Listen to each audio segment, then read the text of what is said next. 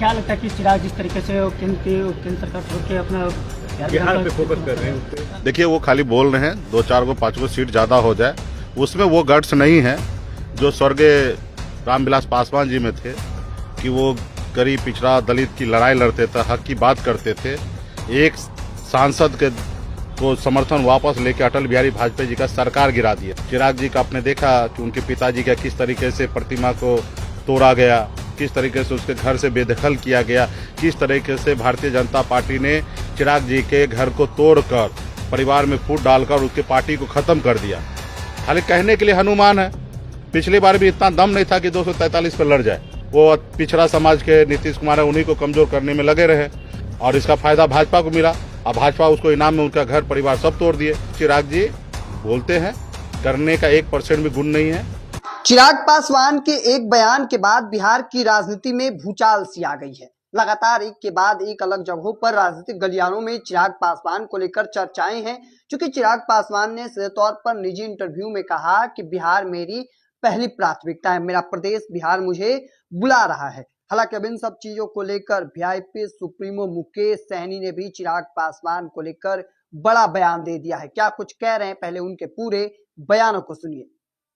और इसके लिए इस बार राज्य के जनता ने मन बना लिया है, इसमें बदलाव होगा। क्या लगता है कि चिराग जिस तरीके से केंद्र सरकार छोड़ के अपना बिहार पे फोकस कर रहे हैं? देखिए, वो खाली बोल रहे हैं 2-4 5 सीट ज़्यादा हो जाए, उसमें वो गट्स नहीं है जो स्वर्गीय रामविलास पासवान जी में थे कि वो गरीब पिछड़ा दलित की लड़ाई लड़ते थे, हक की बात करते थे। एक सांसद के को समर्थन वापस लेके अटल बिहारी वाजपेयी जी का सरकार गिरा दिए थे। वो चिराग जी नहीं है। चिराग जी का आपने देखा कि उनके पिताजी का किस तरीके से प्रतिमा को तोड़ा गया, किस तरीके से उसके घर से बेदखल किया गया, किस तरीके से भारतीय जनता पार्टी ने चिराग जी के घर को तोड़कर परिवार में फूट डालकर उसके पार्टी को ख़त्म कर दिया। ऐसे जगह में फिर भी उन्हीं के साथ है। समझ गए ना? खाली कहने के लिए हनुमान है। पिछली बार भी इतना दम नहीं था कि 243 पर लड़ जाए। वो पिछड़ा समाज के नीतीश कुमार है, उन्हीं को कमजोर करने में लगे रहे और उनको कमजोर किए और इसका फायदा भाजपा को मिला। अब भाजपा उसको इनाम में उनका घर परिवार सब तोड़ दिए। तो सिर्फ चिराग जी बोलते हैं, करने का 1% भी गुण नहीं है और ये सब करने से शायद 2-4 सीट बढ़ जाएगा।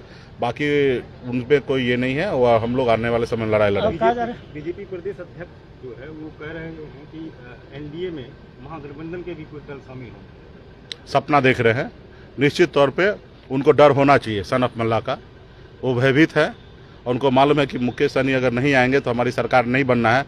तो ये जाहिर सी बात है, अच्छी बात है। वो डर रहे हैं और हमें इंतज़ार कर रहे हैं हमारे लिए। तो ये अच्छी बात है, लेकिन उनको मजबूती से कैसे हमारी सरकार बने उसके ऊपर हम लोग काम कर रहे हैं और इस बार जनता ने मन बना लिया है। सिर्फ उनके साथ हमको कंधे से कंधे मिला के चलना है और निश्चित तौर पे इस बार बदलाव होगा, क्योंकि बिहार के लोग जो है परेशान हो चुका है। कोई ऐसा काम थाना ब्लॉक में ऐसा नहीं है जो बगैर पैसा का काम होता होगा। सब जगह भ्रष्टाचार है, बेरोजगारी है। एक तो लोगों के पास पैसा नहीं है और लोगों को जो काम एक दिन में हो सकता है वो काम को 1-1 महीना 1.5 महीना तक जब तक ब्लॉक में धक्का नहीं खाएंगे, लास्ट में वो परेशान नहीं हो जाएंगे। वो सामने से नहीं बोलेंगे कि सर आपको क्या चाहिए। ये नहीं कि मुंह खोल के बोल दे कि पहला ही दिन आए बोल दे हमको 10,000 रुपये चाहिए, तो शायद हो सकता है उनका टाइम बच जाएगा, 10,000 रुपये देना ही है उनको। लेकिन वो इस तरीके से उनको परेशान करेंगे, 1-1.5 महीना 2 महीना उसको घुमाएंगे, परेशान करेंगे और उसके बाद वो आदमी सामने वाला ही परेशान होकर लास्ट में ऑफिसर को कह देते हैं कि भाई आपको क्या चाहिए। और फिर वो बोलेंगे जाइए उनसे पियून से बात कीजिए, उधर चपरासी से बात कीजिए। वहाँ जाएंगे तो बोलेंगे साहब बोल रहा है कि 10,000 रुपये दो, और वो लेंगे पैसा। बगैर लिए हुए काम नहीं होगा। एक छोटा से छोटा आय प्रमाण पत्र हो, जातीय आवासीय प्रमाण पत्र हो, हर एक चीज़ के लिए पैसा लगता है और सरकार का इस तरीके से व्यवस्था बना है कि बगैर पैसा दिए हुए काम नहीं है। क्योंकि राज्य में जो सरकार है वो फिट नहीं है। 2005 से लेकर 2010-12 तक फिट थे सरकार और निश्चित तौर पर उसमें समय में राज्य में कुछ काम दिखा था। उसके बाद तो मोदी जी से लड़ाई लड़ने में ही लग गए और मोदी जी से लड़ाई लड़ते लड़ते 2023 तक वो लड़ाई ही लड़ते रहे एक बड़ा लंबा समय तक। और उसके बाद अभी तबीयत अस्वस्थ है। अभी जो है ऑफिसर जो है सरकार को चला रहे हैं और ये लोकतंत्र के लिए अच्छा बात नहीं है, क्योंकि जनता के चुने हुए जनप्रतिनिधि के पास एक जवाबदेही होता है कि वो कुछ डिलीवरी दे। अगर वो काम अच्छा नहीं करेंगे तो जनता के पास ऑप्शन होता है कि 5 साल में बदल देना, लेकिन एक IAS और IPS का वो 60 साल के बाद रिटायरमेंट होना है, उसको बीच में से कोई हटा नहीं सकते हैं। तो उनको कोई फिक्र नहीं है कि जनता का काम हो रहा है या नहीं हो रहा है। हाँ, अगर सरकार सही हो तो उसको समय समय पे रिव्यू लेंगे, और चाहे वो कलेक्टर हो या SP हो, अगर उनके क्षेत्र में उनके काम करने का तरीके में गड़बड़ी है तो उसको घर बैठाने का ताकत जो है वो नेता में ही है। तो वो थोड़ा बहुत डरते हैं। जब नेता ही अस्वस्थ हो तो उनको क्या फिक्र है, उनको तो वोट लेना नहीं है।